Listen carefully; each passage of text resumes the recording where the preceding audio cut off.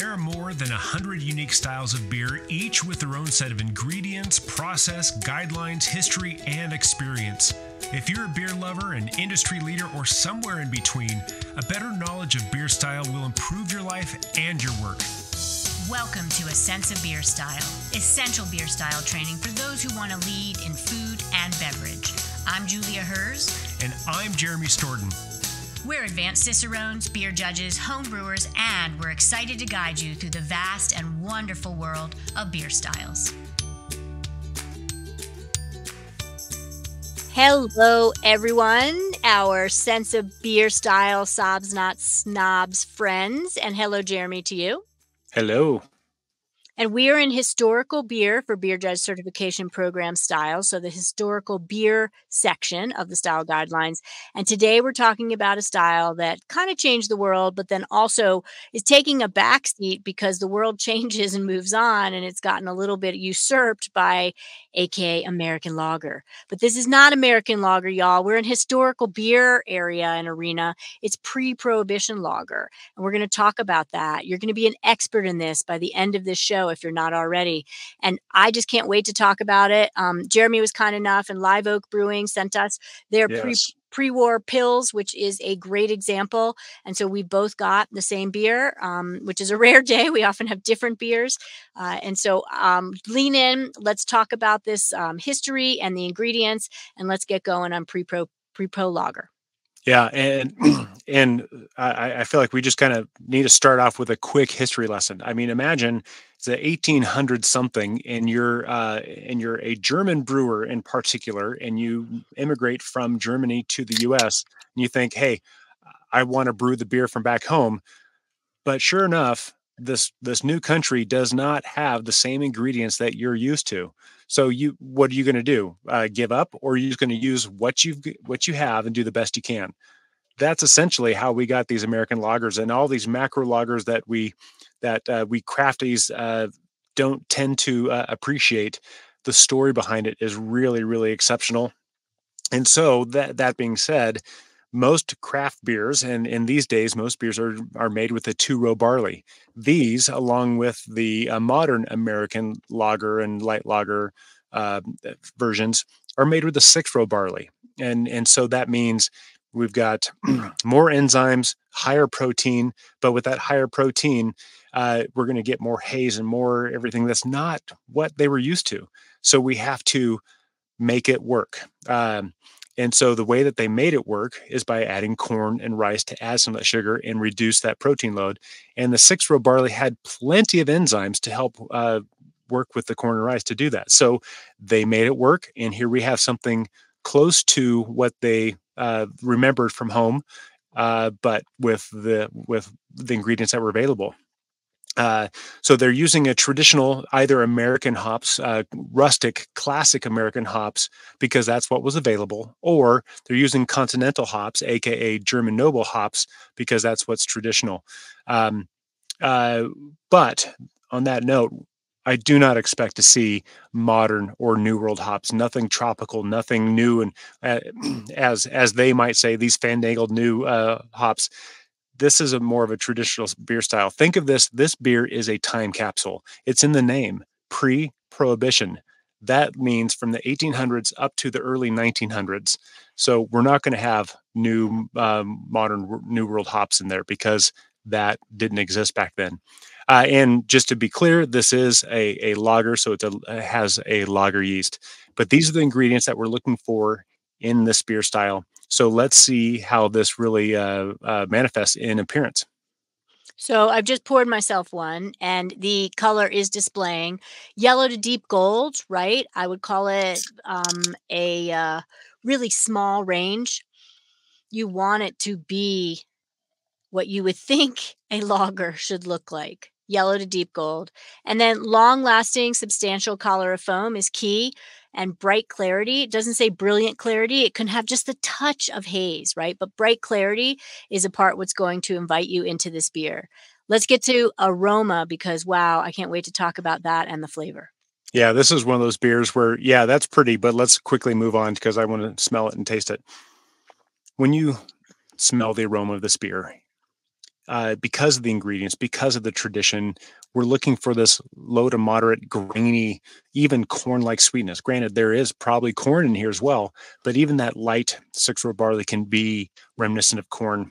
This is one of the things that I find with American grains compared to others, that you get this kind of grainy, rustic flavor as well, as opposed to like a biscuity or bready. It is very, very grainy. So that just tells me, ooh, this is going to be kind of an American version.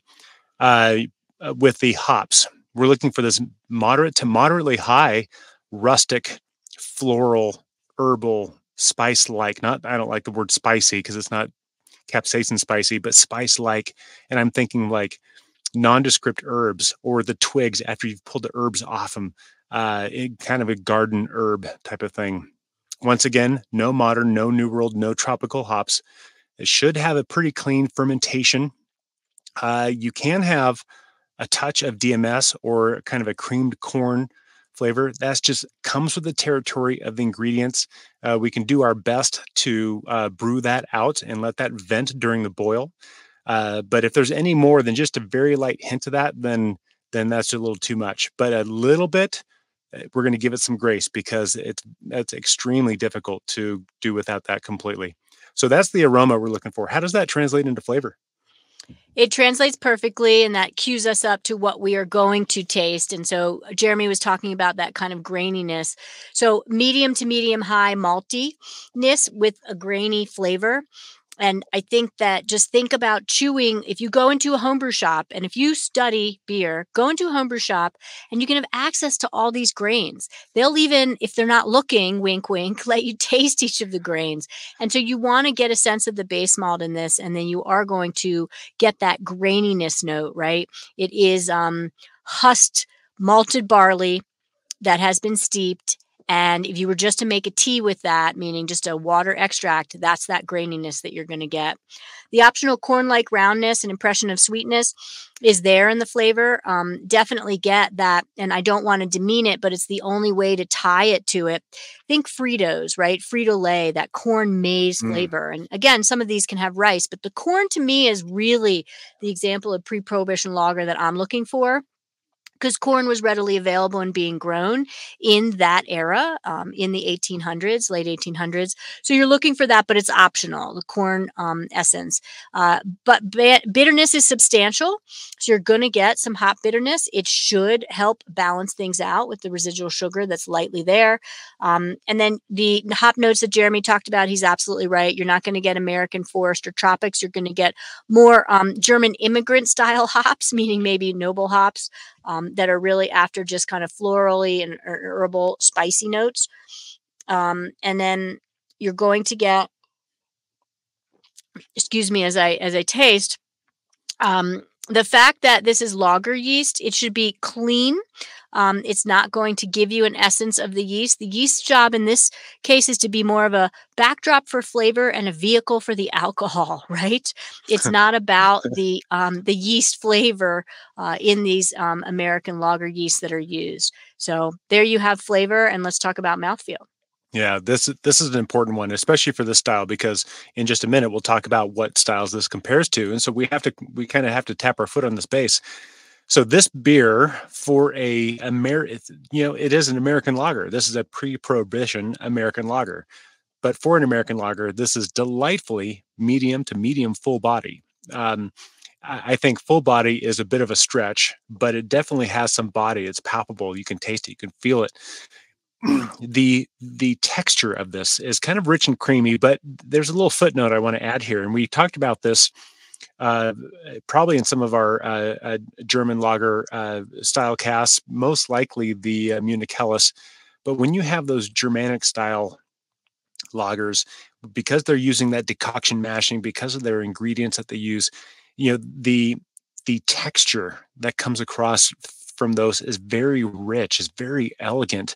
And the comparison I like to use is if you were from like a pre-Prohibition lager like this compared to like, say, a Munich Helles, and you're talking about texture, the Munich Helles would be like running your hands along silk, and the pre-Prohibition lager would be like running your hands across smooth nylon.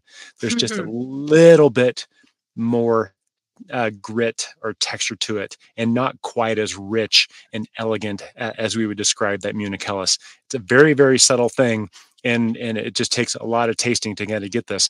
But when you taste this, you'll be like, there it is. When we get to carbonation, this is moderate to fairly high carbonated. It is an American lager, so we like our carbonation. That's our mouthfeel for this type of beer, and a little quick note on how to kind of assess it. But we talked about this a second ago. What styles can we compare this one to? So I'm thought and struck by the notion of music as a metaphor and an example here. Take American lager as a comparison to the pre-prohibition lager. American lager in music is music in the elevator without the lyrics, right? It's pleasing, it's calming, it's refreshing. It's not taking you to exponential places. It's just contributing to your mellow, right? Well, the pre-pro lager is music with lyrics. It's like an American lager, but it has more hops. It definitely has an essence of more flavor, but it's not usually that much more in alcohol. So lyrics, no lyrics, take your choice. But if you drink a lot of American lager, I challenge you to go for finding your way to more Pilsners, and this is definitely one on the list. There's also Czech premium pale lagers, which are harder to find, but they are certainly a great example for style comparison in your studies. Test these blind, get an American lager, mass produced, get a craft produced American lager, get a modern American Pilsner that's not pre-pro, and then a Czech premium pale lager also in the mix. It's not going to have as much American, grainy notes, or maybe it's not going to have those corn notes, and the hop notes really won't be there in the Czech premium pale lager, but the base is all there as a building block to get you to this pre-pro lager. So those are the two ones that come up the most. Joe, I love your analogy. That was perfect, because I think of this as it is an American lager with quite a bit more to say. It's got lyrics. Yeah, right. It's got the lyrics, and it's just like and a little bit more edge. So commercial examples. Quick story. Years ago, I was in Seattle in a hotel bar of all places.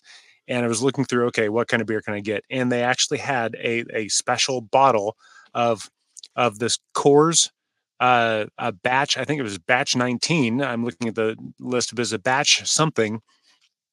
And I thought, okay, I'm not looking for a Coors, but what's that? And it turns out that was a recipe from before Prohibition that they decided to rebrew and retry. And I thought, okay, in the name of science, I got to try this. And it was fantastic. So kudos. That's one of the commercial examples is Coors Batch 19. I would love to see that again, because it's not the Coors Banquet. It's not the Coors that you're looking for, but it was Coors with quite a bit more to say. Other commercial examples you can find: Capital Supper Club, Little Harpeth Chicken Scratch, Shell Deer Brand, Urban Chestnut Forest Park Pilsner. I'm sorry, none of those I've had before, but what we're really looking for, and more specifically, this example from Live Oak, we're looking for pre-war Pilsner or pre-prohibition Pilsner. This is a fantastic example, but those are the key words that we're looking for to try and find this special little beer. And Jeremy, I'll jump in and add the pre-war pills that we're drinking from Live Oak is 5% alcohol, 32 bitterness units. And you will get a spectrum, as Jeremy just expressed, in those vital stats of different examples. And so one brewery might land more bitter, a little bit higher in alcohol, or right in the middle range. You never know. Yep. So, since you started, let's talk about the numbers. Yeah, so vital stats are an essential part of our studies and learning to be more kind of familiar with these styles. Original gravity of 1044 to 1060, that's very similar to many pale ales, American brown ale, and the like.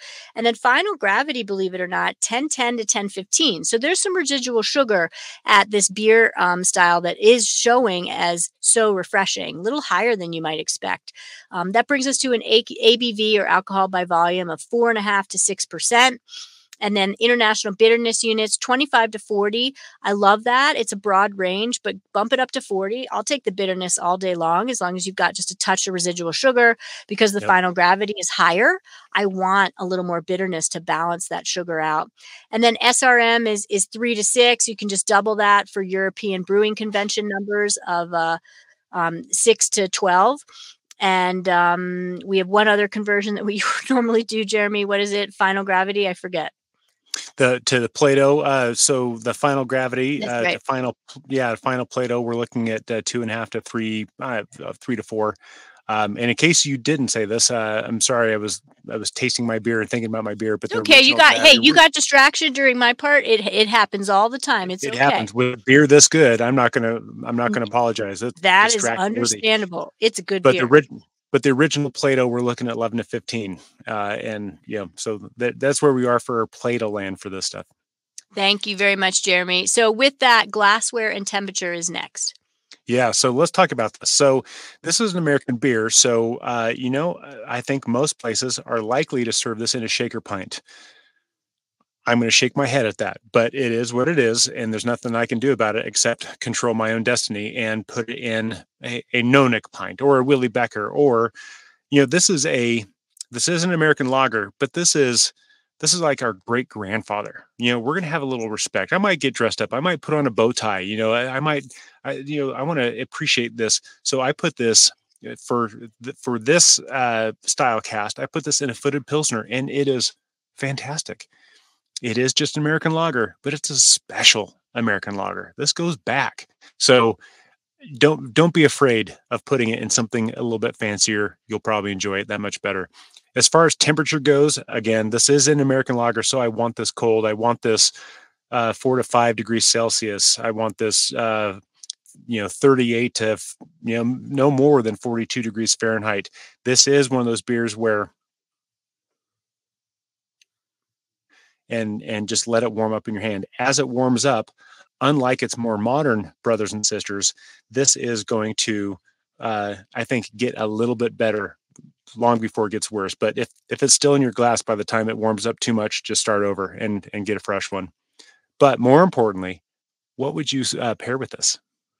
So I'm not going to go historic with the pairings. I mean, maybe they were available in the era of the late 1800s and the 1900s as this became a thing, and it should be still a thing because it's such a kick-ass style. I find myself struck by the notion of having chicken salad, and respect to vegetarians and vegans and whatnot. I want some chicken salad. I want some fresh cut celery in there. I want some black pepper to bring some kind of notes to the beer. Mayonnaise is going to bring some richness that the bitterness will stand up to. I think the beer literally serves as the bread in this example. So I don't need my chicken salad except anything in a scoop. Take an ice cream scoop, put it on a plate. Maybe some lettuce is under it. And then this is my bread, the Pre-Prohibition Lager. That I just love the notion of that. And the celery will act as kind of hop notes. Really, really thinking that's a good pairing. And then, I always go to craftbeer.com. Help construct some of these pairings, but my colleagues have definitely brought it home and built this website while I was in the era of building that body of work. And Andy Sparhawk contributed so much, and no doubt he probably is one that said shortbread cookies. Like, let's go to dessert. Let's have some sweetness, right? That matches the 10 to 10 15 final gravity. And shortbread cookies are so simple. They're a little buttery. Some have a little grains of salt on them too, because you get salinity on top of sweet, and you're like, pow, take me home. I could see putting this with lime and a little salt, and screw you, Corona. We don't have to just limit it to that. So I think we could take this to almost like start mixing things with it type of level. So that's first what comes to mind, and I'm so excited to hear what you've got too. And I love that you said that, because I could easily become flippantly traditional with this one, if there's such a thing.